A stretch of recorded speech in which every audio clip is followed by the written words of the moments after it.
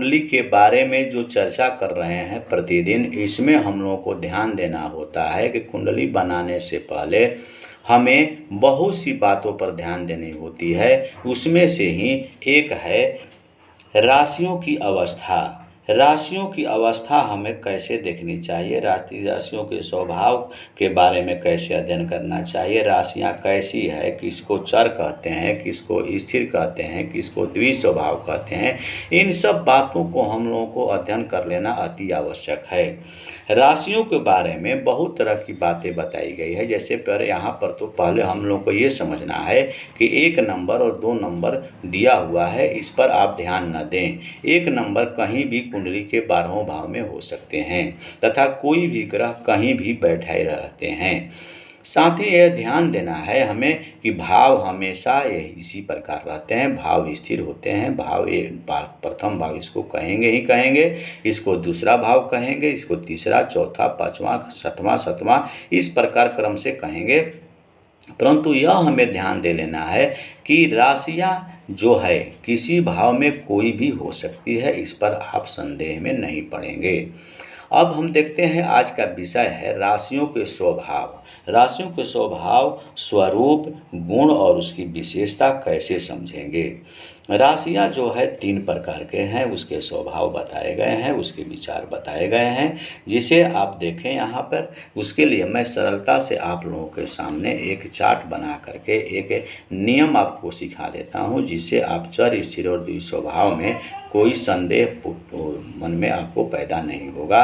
उसके लिए सरल उपाय है। राशियां 12 हैं, जिसे आप जानते हैं कि मेष, वृष, मिथुन, कर्क, सिंह, कन्या, तुला, वृश्चिक, धनु, मकर, कुंभ, मीन, ये 12 राशियां हैं। तो आप नियम से आप जिसको जब आपको स्थिर, चर, स्थिर और द्विस्वभाव राशियां याद नहीं है, कौन राशि कौन है, किस स्वभाव के हैं, तो आपको यह ध्यान देना होगा कि 1, 2, 3, 4, 5, 6, 7, 8, 9, 10, 11, 12 इस प्रकार क्रम से लिख लेंगे और लिख करके 1, 4, 7, 10 को आप चर राशि कहें समझेंगे। अर्थात मेष, कर्क, तुला और मकर ये चर राशि होंगे।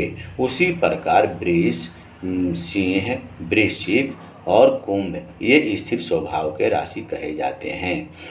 ठीक उसी प्रकार मिथुन, कन्या, धनु और मीन ये राशि द्विस्वभाव के होते हैं, अर्थात चर, स्थिर और द्विस्वभाव। तो हमें राशियों को कुंडली बनाने से पहले ये देख लेना है कि कौन राशि किस भाव स्वभाव का है, उसके क्या विशेषता हैं, उसको समझना अति आवश्यक है। आप यह भ्रम में न पड़े, ये इस चर है, यह बदलते रहता है। स्थिर जो है बदलता है, बदलने वाला प्रवृत्ति उसका नहीं होता है। और द्विस्वभाव जो होता है वो चर और स्थिर दोनों मिला करके मिला जुला इसका स्वभाव होता है।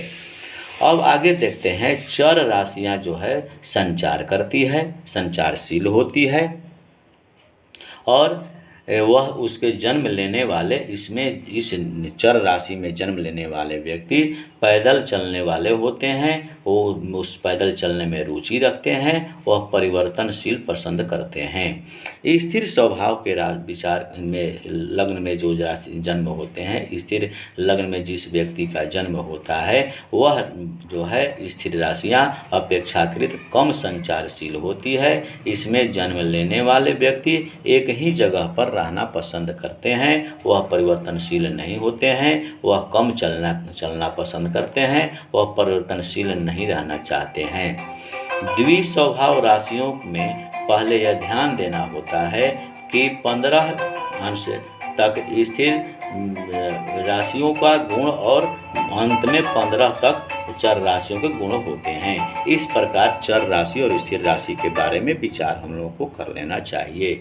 इसी प्रकार हम लोग ध्यान देते हैं कि 15 अंश जो हैं द्विस्वभाव वाले 15 अंश तक स्थिर राशि के गुण होते हैं और 15 अंश तक उसके अंत के 15 अंश तक जो होते हैं वो चर राशि के गुण उसमें पाए जाते हैं। साथ ही साथ हम लोग जब चर्चा राशियों के बारे में कर रहे हैं, उसके स्वभाव और लक्षण के बारे में कर रहे हैं, तो उसमें हम लोग ये भी सीख लेते हैं, ताकि अलग से वीडियो नहीं डालना पड़ेगा, आप लोग इसी वीडियो में समझ जाएंगे।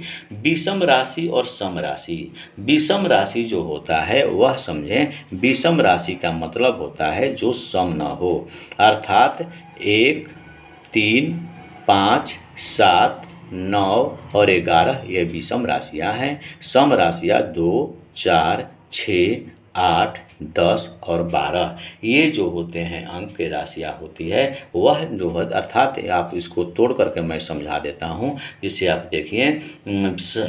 राशियाँ जो है विषम राशि मेष, मिथुन, सिंह, तुला, धनु यहाँ पर है, और उसके बाद यहाँ देखिए कुंभ। ये जो होते हैं वह विषम राशियाँ हैं। सम राशियाँ जो है वृष, कर्क, कन्या, वृश्चिक, मकर और मीन ये सम राशियाँ हैं। इसके साथ ही साथ पुरुष राशि और स्त्री राशि का भी अध्ययन कर लेते हैं। पुरुष राशि कौन है, स्त्री राशि कौन है, इसके बारे में भी हम लोग को ध्यान दे लेना चाहिए। इसे हमें समझ लेना चाहिए कि पुरुष विषम राशियाँ, ध्यान दें कि विषम राशियाँ जो 1, 3, 5, 7, 9 और 11 बताया गया, ये जो होते हैं विषम राशियाँ जो है पुरुष जाति के सूचक होते हैं। सम राशियाँ जो बताया गया 2, 4, 6, 8, 10 और 12 ये सम राशियाँ जो है स्त्री जाति के सूचक बताया गया है। इस प्रकार हम लोगों को देख करके और समझना चाहिए। यदि वीडियो अच्छा लगे तो लाइक, शेयर तथा सब्सक्राइब करेंगे। धन्यवाद।